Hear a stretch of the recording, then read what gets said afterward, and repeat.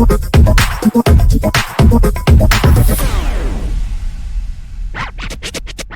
Sobat Psikologi Polri, mental sehat, kerja hebat.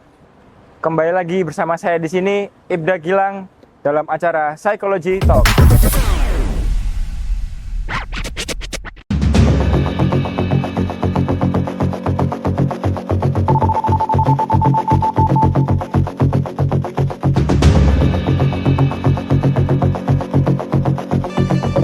Delapan dari 10 perempuan di Indonesia pernah mengalami pelecehan seksual di ruang publik. Sementara mitos itu berkata pelecehan seksual hanya terjadi pada perempuan yang sedang sendiri, malam hari, di tempat sepi, berbusana mini. Siapa bilang? Data memang menunjukkan sebagian besar tindak pelecehan masih menyasar perempuan. Tapi coba dengar, lokasi yang paling banyak menjadi latar terjadinya pelecehan seksual: jalan umum, transportasi publik, lalu sekolah dan kampus. Semuanya adalah ruang publik. Nah, dan Psychology Talk episode kali ini kita akan membahas mengenai maraknya kasus pelecehan seksual yang terjadi di kalangan sekolah hingga pondok pesantren. Untuk episode kali ini, kita juga akan membahas bagaimana teknik-teknik yang akan dilakukan oleh narasumber. Nah, apa itu tekniknya? Tekniknya adalah Emotional Freedom Technique, di mana akan dijelaskan lebih lanjut oleh Bapak Agus Eko Hidayat. Silakan, Bapak. Iya. Oke, Mas Gilang, terima kasih. Kalau kita mensikapi terkait dengan kasus pelecehan seksual, pemerkosaan yang marak di Indonesia, itu di Biro Layanan Psikologi kami itu banyak menangani sebenarnya. Sampai kita itu mencari kenapa sih ini bisa terjadi gitu ya. Nah, kembali lagi, karena saya bergerak di bidang main teknologi, segala sesuatu itu tidak mungkin nggak ada sebabnya. Ada sebab, ada akibat.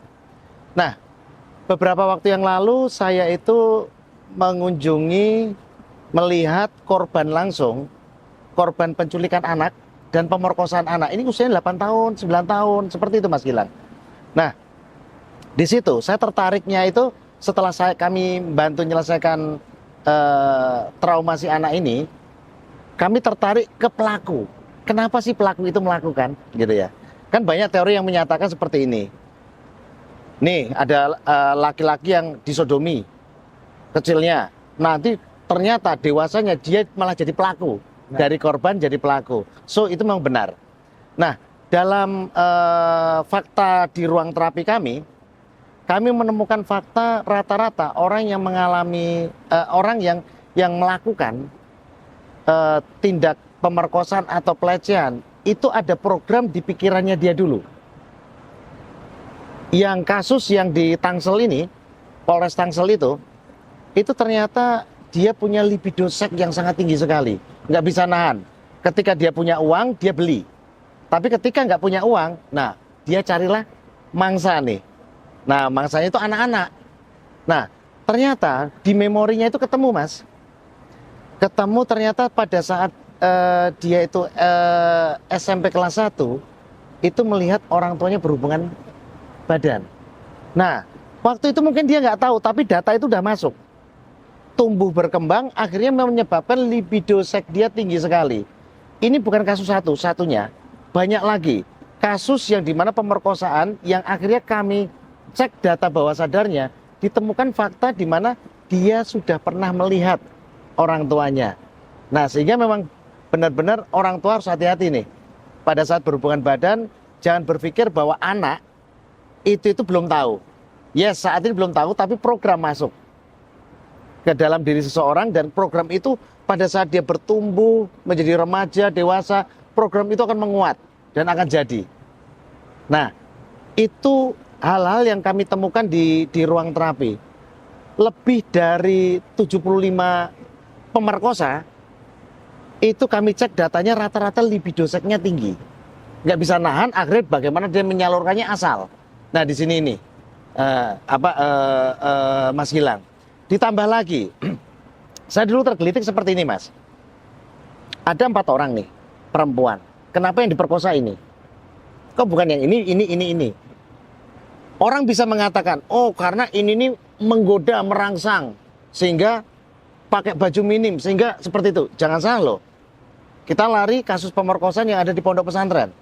Itu kurang apa lagi? Kurang nutupnya apa lagi dan lain sebagainya.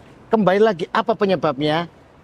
Kami pernah melakukan ke 7 orang ustadz pelaku ternyata memorinya sama. Gitu loh. Ada lagi yang di Kalsel di Banjar itu pelakuan pelecehan seksual itu dilakukan oleh ustadz dan dengan digesek-gesekkan ke cowok ya, tapi nggak sampai penetrasi, nggak sampai gitu loh. Kenapa nggak sampai penetrasi? Ternyata memori dia tidak sampai penetrasi. Kalau yang sampai penetrasi ternyata melakukan sodomi. Nah di sini nih. So dari puluhan fakta terapi, fakta forensik yang kami lakukan, ternyata ditemukan fakta seperti itu, Mas. Nah, kembali lagi ke topik yang tadi itu. Kenapa yang diperkosa ini?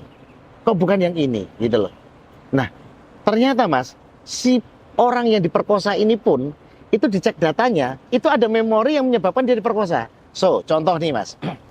Mas Gilang mungkin ingat kejadian ada anak SMK di Jakarta, diperkosa 13 orang dan 1 kabur, lolos. Nah, pada saat trauma healing yang lakukan saya, selesai trauma healing, saya pulang, saya berpikir, ini sudah stresnya udah hilang nih, depresinya udah hilang. Saya tertarik kenapa ya dia diperkosa. Itu pertanyaan kritis kami. Sampai akhirnya saya hubungi dia, Dek, boleh nggak tak cek data lagi bawah sadar kamu? Boleh Om. Saya datang ke sana, saya cek. Saya lakukan teknik klinik hipnosis yang namanya forensik hipnosis. Ketika kita melakukan forensik hipnosis, ditemukan data, Mas Gilang. Apa itu? Anak ini usia 2 bulan. Digendong, ngantuk, kemudian ditidurkan. Ada tayangan TV. Saat itu tayangan TV-nya itu buzzer. Tentang penangkapan 13 orang anak pang gitu ya. Ditangkap karena melakukan pemerkosaan kepada anak SMK. Data itu, Mas, masuk ke anak. Nah, anak kan nggak ngerti, data itu masuk. Pada saat masuk, tinggal nunggu waktu. Kapan program itu terjadi. Dan dia mengalami hal yang serupa. Ini kasus riset terhadap ini banyak sekali, Mas. Jadi, kita harus menjaga tontonan dari anak-anak kita, jaga anak-anak kita, karena itu bisa menjadikan sebuah program yang sangat mengerikan, yang kalau bangkit merepotkan kita sendiri. Nah itu, seperti itu Mas Gilang. Kalau boleh saya tahu Pak, rata-rata untuk pelakunya sendiri, apakah memiliki fantasi-fantasi yang liar Pak? Gimana? Memiliki fantasi-fantasi yang liar. Oh iya pasti, mereka punya fantasi yang liar, sangat liar. Nah itu pun program gitu loh. Nah, kita pernah melakukan riset Mas, residivis. Dia itu suka nyuri, setahun itu patahnya dia itu di penjara bisa 2 kali. Nanti lolos, nyuri lagi, tangkap lagi. Suatu ketika kami tergelitik, ingin melakukan forensik data ini. Ternyata dia berasal dari keluarga yang nggak punya. Dan suatu ketika ngelihat bapaknya itu nyuri, Mas. Nah, data itu masuk. Nah, dan dia jadi pencuri. Nah, saat setelah data itu apa namanya kita namakan restrukturisasi ulang. Kita benahi data negatifnya ini tadi, yang terjadi apa, Mas? Itu keren, Mas. Sampai dengan hari ini, Mas, orang itu nggak pernah nyuri lagi. So, artinya ketika kita melakukan perubahan di sisi akar masalahnya, itu nggak akan terjadi. Nah, contoh lagi, orang mau bunuh diri. Orang bunuh diri itu kan curhat kan enak ya, bisa los ya. Orang diperkosa bisa curhat, bisa los. Tapi ketika nggak bisa curhat, wah itu masalah besar. Itu bisa bunuh diri beneran. Nah di situ loh, dibutuhkan teknik khusus untuk mengatasi hal itu dengan cepat. Konseling tidak menyelesaikan semuanya, butuh teknik khusus. Nah itu yang kami lakukan ke korban-korban pelecehan seksual, pemerkosaan, KDRT, penganiayaan, itu efektif Mas. Tapi kalau konseling aja kurang. Butuh teknik-teknik tertentu gitu loh. Seperti itu Mas Gilang. Mungkin juga bisa dijelaskan Pak teknik-tekniknya yang tadi saya sempat singgung, yakni emotional freedom technique tadi. Iya, emotional freedom technique. Saya belajar dari Gary Gregg, luar biasa, sosok luar biasa ini. Dia bukan orang psikologi, beliau orang teknik. Kalau kita lihat teori mengatakan seperti ini, pikiran mempengaruhi fisik. Pada saat kita cemas, takut, khawatir, asam lambung kita naik. Nah itu. Tapi sebaliknya, ya, tubuh bisa mempengaruhi fisik. Contoh, kita kecelakaan, tangan kita lepas nih, otomatis perasaan kita akan nggak pede, cemas, takut, khawatir, ketemu orang dan sebagainya. Ini artinya fisik mempengaruhi pikiran. Nah, teknik EFT yang akhirnya kami kembangkan menjadi US EFT, apa perbedaannya? Perbedaannya satu, titiknya dari yang original itu 9 titik menjadi 17 titik. Di kita sebenarnya ada 49 titik ultimate itu. Tergantung case demi case-nya. Seberapa parahnya. Nah, itu dengan menekan titik-titik meridian di tubuh kita, ketika titik meridian itu netral, Mas, nah itu emosi pun akan netral. Jadi gini, Mas, orang sebut aja mengalami pemerkosaan, itu marah, ketakutan, kecemasan, was-was, itu perasaannya nggak berkecamuk. Itu yang terjadi dendrit, Mas, di otak kita, itu kacau listriknya. Nah, itu meridian. Nah, dengan menekan titik-titik tubuh tertentu, itu akan membuat dendrit itu netral, normal kembali. Meridian normal, maka perasaan pun normal. Nah, di situ itu, Mas. Permanen loh, Mas. Nah, di situ itu. Ketika bisa di shutdown, itu permanen. Nah, di situ itu. Kalau trauma tidak dihilangkan, trauma pemerkosaan, pelecehan seksual nggak dihilangkan, itu akan turun ke anak. Kecemasan, ketakutannya akan turun ke anak. Dan fakta di ruang terapi menemukan seperti itu. Anaknya diperkosa nih, Mas. Ketika kita cek, ternyata ibunya pernah diperkosa. Ternyata kita cek, neneknya pernah diperkosa. Ini kita menemukan lebih dari 19 case seperti ini. Nah itu, Mas. Jadi wajib hukumnya trauma itu harus dihilangkan. Nah di situ itu. Seperti itu, Mas. Juga termasuk dari faktor gen juga ya, Pak? Genetika masuk, Mas. Iya. Ada ilmu namanya psikogenetika, Mas. Ilmu psikogenetika itu gini, Mas. Anak pertama itu mengambil kebaikan ayah dan mewarisi keburukan ibu sesakit-sakitnya. Anak kedua atau anak genap mengambil kebaikan ibu dan mewarisi keburukan ayah sesakit-sakitnya. Nah, psikogenetika ini dalam analisa kami waktu di ruang praktek itu luar biasa, Mas. Maksudnya gini, anak kedua rata-rata atau anak genap itu rata-rata nggak bisa akrab dengan bapaknya. Begitu juga sebaliknya, anak ganjil itu sama ibunya itu kadang sering bentrok, salah paham dan lain sebagainya. Nah itu karena persilangan itu, dengan catatan tidak ada yang keguguran di atasnya. Jadi misalnya gini, Mas Gilang, anak pertama lahir, anak kedua keguguran, anak ketiga lahir. Nah ini anak ketiga, Mas, nggak dihitung anak kedua. Jadi yang keguguran itu termasuk dihitung. Nah, itu kalau untuk melihat crossland daripada psikogenetika, ada keturunan. Bapaknya cemas, maka kecenderungan anak kedua cemas. Begitu juga sebaliknya.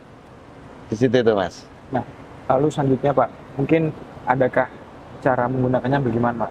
Kalau misalkan bisa dijelaskan lebih dalam lagi teknik-teknik yang bisa digunakan kalau misalkan kita mengalami seperti kejadian yang terjadi di pondok pesantren kemarin, Pak. Iya, sebenarnya, Mas, teknik yang memungkinkan untuk dipelajari siapapun, yang mudah dicerna, kita itu butuh tools yang praktis tapi manjur. Nah, itu kalau kami menyarankan pakai US EFT dengan hanya menekan titik-titik meridian, ada 17. 1, 2, 3, 4, 5, 6, 7, 8, 9, nah ini 10, 11, 12, 13, 14, 15, jari manis lompati, 16, 17. Ini diulang-ulang 3 kali putaran sambil merasakan perasaan yang tidak nyaman. Peristiwa itu, sambil membayangkan itu, dibuang. Nah itu clear, Mas. Pasti. Kumat lagi nggak? Enggak. Dari kasus yang selama ini kami tangani lebih dari korban pemerkosaan lebih dari 700 orang, itu nggak ada yang relapse. Nah di situ itu, asal mereka melakukan itu seperti itu Mas. Kalau saya boleh tanya Pak, kenapa yang jari manis itu dilewati Pak? Nah jari manis itu kalau dalam sistem meridian listrik tubuh, ketika kita ngetuk yang lainnya, ini ikut keketuk, maka ini mode undo kalau di dalam komputer. Artinya dari titik yang kita tekan-tekan tadi, kita ketuk-ketuk tadi itu akan balik dari restart 0 lagi. Nah, ini restart meridian tubuh itu di sini nih. Nah, di situ itu. Nah, sehingga harus dilompati. Ya jangan diketuk lah, kasih jari manis. Kasih apa? Ring aja lah. Seperti itu, Mas Gilang. Untuk idealnya mungkin berapa lama Pak penggunaan metode ini Pak? Kalau praktis ya Mas ya, kalau dia mandiri nggak ada tuntunan ya. Istilahnya dia tahu teknik itu, cara melakukannya tahu, dia melakukan kalau dia melakukan setiap malam ya sama bangun tidur, ya itu rata-rata maksimal sebulan selesai. Tapi ketika dia dibimbing langsung, itu biasanya rata-rata 4 kali pertemuan selesai. Di situ itu. Kalau untuk korban-korban pelecehan loh ya, pelecehan, pemerkosaan, nah seperti itu. Tapi baik lagi Pak, apakah ada case lain kasus pelecehan seksual Pak yang dapat digunakan pada teknik ini Pak? Selama ini rata-rata kasus pelecehan seksual itu dengan teknik ini, dengan teknik USEFT ini aja, gitu loh. Itu udah powerful. Karena teknik ini nggak memerlukan belief Mas. Jadi di tempat kami adalah ada levelnya. Pertama, ketika kita mau menyembuhkan orang yang pernah diperkosa atau sedang pernah mengalami pemerkosaan atau baru mengalami pemerkosaan, itu nggak bisa membayangkan.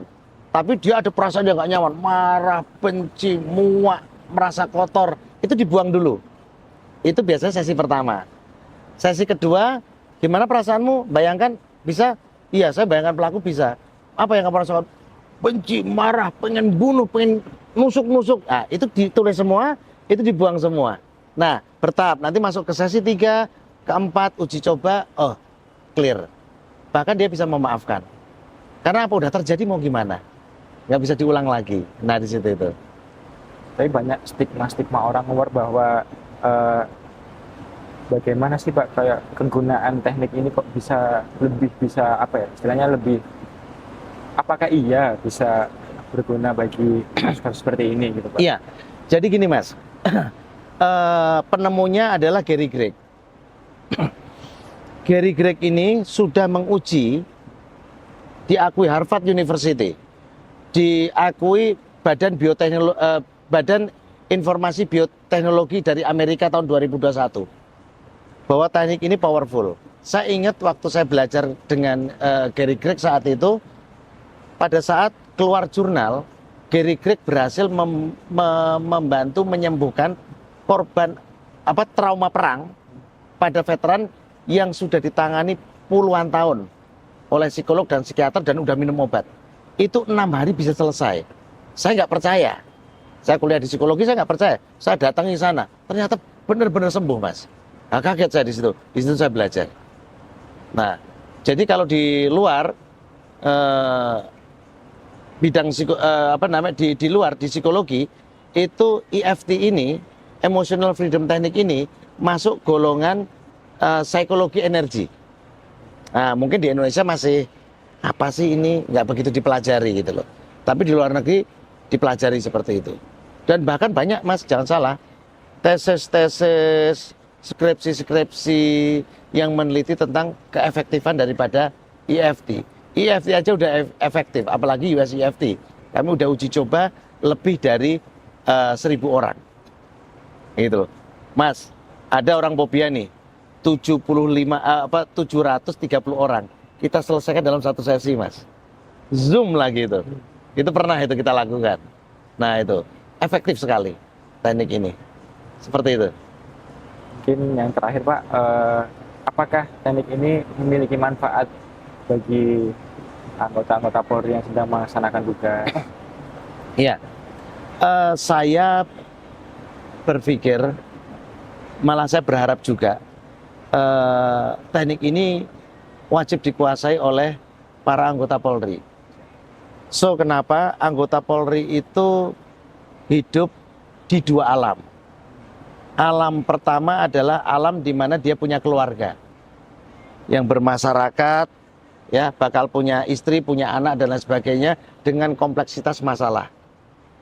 Alam kedua adalah alam yang disebut abdi negara. Nah, ini repot ini. Pas kita baru sama anak, tiba-tiba ada kejadian kita harus berangkat, itu bukan sesuatu yang mudah. Mungkin kita bisa melakukan, kita bisa satset, tapi pertanyaannya anak istri kita gimana? Bisa nerima nggak? Ketika anak istri kita nggak bisa menerima, yang terjadi apa? Konflik. Nah, tekanannya luar biasa. Sehingga kalau saya berpikir dulu gini nih, untuk jadi atau punya suami atau istri anggota Polri, saya sampai pernah berpikir, Mas, ini orang-orang ini harus diterapi dulu, biar tahu fungsinya. Karena dia itu, pasangannya itu bukan milik dia 100%. Karena dia milik negara, begitu loh. Negara suruh mati, ya mati kan gitu ya. Nah di sini itu berat. Sementara aku punya ibu, punya anak, punya istri. Nah dengan teknik ini diberikan, wajib diberikan ke anak-anak atau diajarkan ke para bayangkari, para anggota Polri, itu akan merilis perasaan-perasaan negatif itu. Ditambah lagi jangan salah, Mas, kerja kita, apalagi di Sarso, wah, kerjaan banyak banget, sebagai tekanan, harus deadline gini. Pulang itu kan emosinya tinggi sekali. Sebelum masuk rumah, stop dulu di jalan, kita tapping, ketemu anak, senyum. Halo sayang, bisa tulus. Kebayang nggak? Mas Gilang mungkin pernah ngerasakan, bapak kita, Mas, ayah kita marah. Beliau belum ngomong nih, diem aja. Kita lewat aja kerasa loh, aduh bapakku marah ini. Nah itu apa? Itu psikologi energi, Mas, vibrasi, emosi. Nah kebayang, Mas, kita menyimpan emosi negatif dari kantor karena kerjaan masih dimarahi oleh oleh pimpinan, ditekan oleh pimpinan, dikasih surat kaleng oleh lawyer, itu kan membuat emosi. Pulang itu, Mas, itu vibrasinya sampai ke anak istri loh, tanpa disadari loh, Mas. 1, 2, 3, 4, 5, akhirnya menyebabkan keluarganya berantakan sendiri. Nah di situ wajib, Mas, saya sampai mendambakan ini USEFT ini bisa, anggota Polri bisa tahu, bisa semua, keluarga dia bisa dirilis, emosinya happy, dia juga sebagai anggota Polri tenang menjalankan tugasnya dengan teknik ini. Ditambah lagi, Mas, masyarakat yang datang, Mas, itu bisa kita bantu juga langsung. Nah, itu kan luar biasa. Ini revolusi mental malah dari gelombangnya dari Polri, Mas. Gitu loh. Itu harapan saya sih. Ya, gitu loh. mungkin juga kedepannya mungkin Polri akan bisa lebih menyebar lagi ke masyarakat menggunakan teknik yang sudah diajarkan. Betul, Mas. Betul, Mas. Karena dari Polri sendiri kan melayani, melindungi, mengayomi. Ini kan sudah tugas. Ketika aman semua orang dan lain sebagainya bisa bersentuhan dengan masyarakat. Apalagi kan sekarang ini Polri rada-rada gimana gitu loh. Tapi hati-hati loh ya. Ketika saya berpikir gini, Mas, saya punya imajinasi. Ketika rilis emosi yang terjadi di tubuh Polri sendiri, anggotanya happy, keluarganya juga nggak mudah emosian, nggak mudah rewel dan lain sebagainya. Saya membayangkan Polri akan menjadi sebuah institusi yang paling dicintai di Indonesia loh, Mas. Karena bersentuhan dengan masyarakat. Itu harapan saya sih. Dan saya mendoakan di situ itu. Saya tahu persis tugasnya berat. Sehingga membutuhkan teknik ini. Itu bagi saya. Butuh teknik praktis, nggak babi bubebo. Nah, itu yang dibutuhkan Polri. Gitu. Seperti itu, Mas. Yang terakhir, Pak, mungkin ada kesan-pesan yang ingin disampaikan dari Bapak untuk anggota Polri ataupun masyarakat semuanya. Iya, saya cuma punya harapan besar ke Polri bahwa pilar ke masyarakat itu memang banyak stigma negatif atas Polri. Tapi perlu diketahui apapun itu Polri itu dibutuhkan. Kenapa? Kok stigmanya banyak negatifnya? Karena saking dekatnya dengan rakyat itu seperti itu. Mas Gilang dekat dengan sama temannya, itu konflik itu akan sering terjadi. Beda dengan kalau ketemu pas lebaran aja, tampaknya indah aja. Tapi yang sering ketemu itu gontok-gontokan dan lain sebagainya. Nah itu tanda cinta sebenarnya. Artinya masyarakat itu sangat mengharapkan Polri untuk bisa nice lagi. Dan saya percaya, yakin Polri akan nice ke depannya itu. Karena apa? Banyak orang-orang di tubuh Polri itu yang sangat peduli juga kok. Gitu loh. Jadi kalau cuma 1-2 oknum yang dilihat juga nggak fair juga masyarakat ya. Netizen, nah itu lagi. Nah, Itu yang melihat terus, digeneralkan bahwa polisi itu jelek semua gini. Bagi saya enggak. Faktanya saya banyak sering berurusan dengan Polri juga nggak seperti itu. Meskipun saya jumpa juga dengan oknum-oknum yang kurang tepat, kurang baik, itu tidak bisa kita pungkiri. Tapi yang masih baik di Polri itu banyak. Gitu. Saya berharap mendoakan Polri bisa tumbuh berkembang, semakin dicintai masyarakat, dan bisa menjaga masyarakat, bangsa negara dengan luar biasa. Itu Mas Gilang. baik, itu tadi pembahasan Psikotalk pada episode kali ini. Jadi ternyata ada banyak-banyak faktor yang dapat ditimbulkan oleh kejadian yang tadi ya Pak. Betul. Salah satunya tentang trauma masa kecil, lalu lingkungan yang buruk, serta Dibutuhkan pengawasan, pengawasan orang tua. dari orang tua. Ya. Ada banyak cara yang dapat kita lakukan, salah satunya dengan teknik USEFT tadi dari Yayasan Kesehatan Mental Kesehatan Keluarga. Mental Indonesia. Baik, episode kali ini cukup sampai di sini. Terima kasih Bapak Agus atas Siap. waktunya sudah Ya, meluangkan Mas Gilang. waktunya. Sama-sama. Demikian episode kali ini, Psikologi Ya. Polri, mental Mental sehat, sehat. kerja hebat.